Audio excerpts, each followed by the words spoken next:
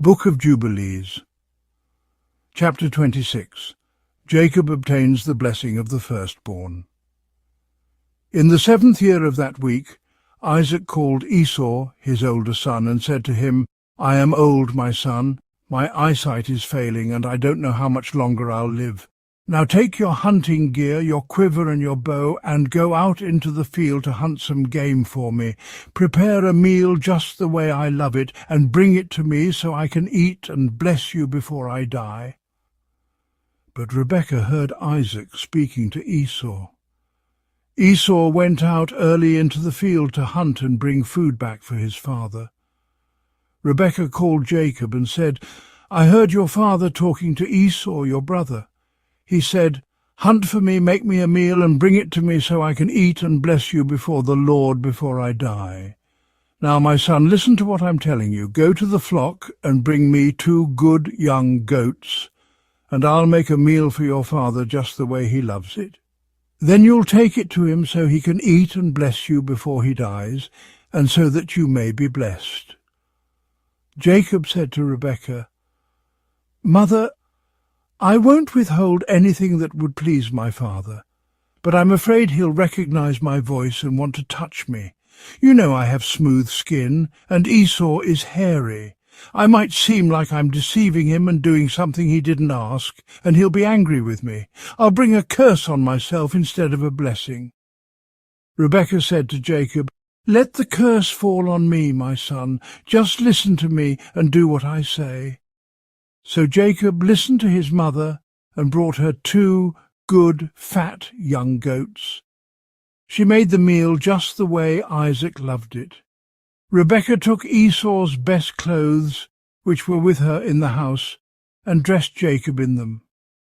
She put the goatskins on his hands and on the exposed parts of his neck. Then she gave the prepared food and bread to Jacob. Jacob went into his father and said, "I'm your son. I've done what you asked. Please sit up and eat what I've brought you so you can bless me." Isaac asked, "How did you find game so quickly, my son?" Jacob answered, "Because the Lord your God helped me find it." Isaac said, "Come closer, so I can feel you and know whether you're really my son Esau or not." Jacob came near, and Isaac felt him and said, "The voice is Jacob's, but the hands are Esau's." He didn't recognize him because heaven had allowed his senses to fail. Isaac didn't realize it because Jacob's hands felt hairy like Esau's, so he blessed him. He asked, "Are you really my son Esau?" Jacob said, "I am." Isaac said, "Bring the food closer so I can eat and bless you." Jacob brought it, and Isaac ate. He brought him wine, and he drank. Then Isaac said, "Come near and kiss me, my son." Jacob came near and kissed him. Isaac smelled the scent of his clothes and blessed him, saying, "The smell of my son is like a field full of life, which the Lord has blessed. May the Lord give you the dew of heaven and the richness of the earth, with plenty of grain and oil. Let nations serve you, and people bow down to you. Be lord over your brothers, and let your mother's sons bow before you. May all the blessings the Lord gave me and Abraham be passed on to you and your descendants forever. Cursed is anyone who curses you, and blessed is anyone who blesses you." Just as Isaac finished blessing Jacob and Jacob had left, Esau came in from his hunt. He also prepared a meal and brought it to his father, saying, "Please get up and eat the food I've brought, so you can bless me."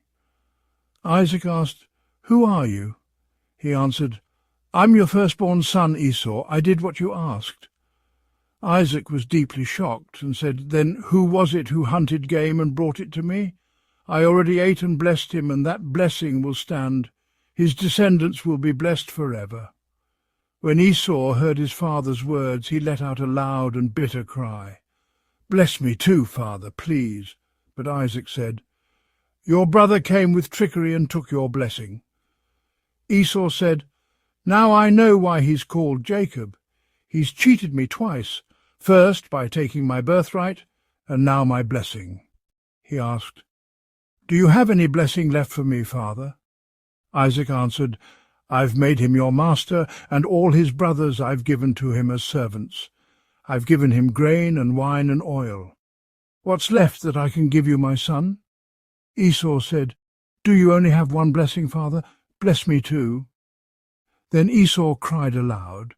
Isaac said to him, "Your dwelling will be far from the earth's richness and far from the dew of heaven. You will live by your sword and serve your brother.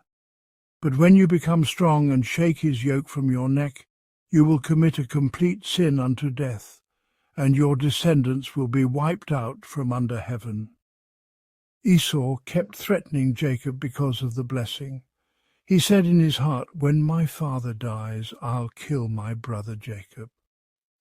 Book of Jubilees. Chapter 27. Rebekah sends Jacob to Mesopotamia, and Jacob's dream at Bethel. The words of Esau were revealed to Rebekah in a dream. She called for Jacob and said, "Esau wants to take revenge and kill you. Stay with him for a while until Esau's anger cools and he forgets what you've done. Then I'll send for you. I'm not afraid." "If he wants to kill me, I'll kill him," Jacob said. "I don't want to lose both my sons in one day," Rebekah replied. Jacob said, "You know father is old and can't see well. If I leave, it will upset him and he'll be angry. He might curse me." "I won't go unless he sends me," Rebekah replied. "I'll speak to him, and he will send you." Rebekah went to Isaac and said to him, "I can't stand the daughters of Heth that Esau married. If Jacob marries one of these Canaanite women, what's the point of going on? The daughters of this land are evil." Isaac called Jacob, blessed him and warned him, "Don't marry any of the daughters of Canaan. Go to Mesopotamia, to the house of Bethuel, your mother's father, and marry one of the daughters of Laban, your mother's brother. May God Almighty bless you, make you fruitful, and multiply your descendants so that you become a great assembly of people. May he give you the blessings of Abraham to you and your descendants, so you may inherit the land of your travels, the land God gave to Abraham. Go in peace, my son." Isaac sent Jacob away, and he went to Mesopotamia, to Laban, son of Bethuel, the Syrian, the brother of Rebekah, Jacob's mother. After Jacob left, Rebekah's spirit was heavy. She wept for her son. Isaac said to her, "My sister, don't weep for Jacob. He goes in peace and will return in peace. The Most High God will protect him from all harm and be with him. He won't abandon him. I know his journey will succeed in everything he does until he returns to us in peace. Don't be afraid. He walks an upright path. He is a good man, faithful and true. He will not perish. Don't cry." Isaac comforted Rebekah and blessed Jacob. Jacob left from the well of the oath and travelled toward Haran. He came to Luz in the hill country, also called Bethel. It was evening, and he turned from the road to sleep because the sun had set. He took one of the stones from that place, put it near his head under a tree, and lay down to sleep. That night he had a dream. He saw a ladder standing on the earth, reaching all the way to heaven. Angels of the Lord were going up and down on it. The Lord stood at the top and said, "I am the Lord, the God of Abraham your father, and the God of Isaac.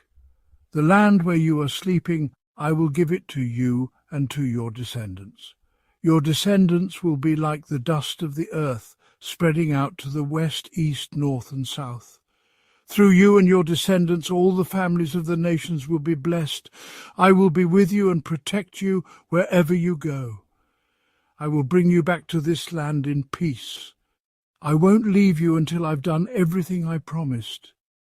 Jacob woke up and said, "This is truly the house of the Lord. I didn't know it. This place is awe-inspiring. It must be the house of God. This is the gate of heaven."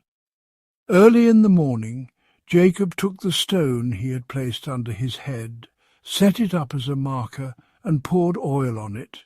He named the place Bethel, though it was formerly called Luz. "If the Lord is with me and protects me on this journey and gives me food to eat and clothes to wear, so that I return safely to my father's house. Then the Lord will be my God. And this stone which I've set up as a pillar will be his house. And of everything he gives me, I will give 1/10 back to him." This concludes chapter 26 and 27 of the Book of Jubilees. Remember to subscribe and join me tomorrow for the next chapters as we keep walking through all 50 chapters of the Book of Jubilees.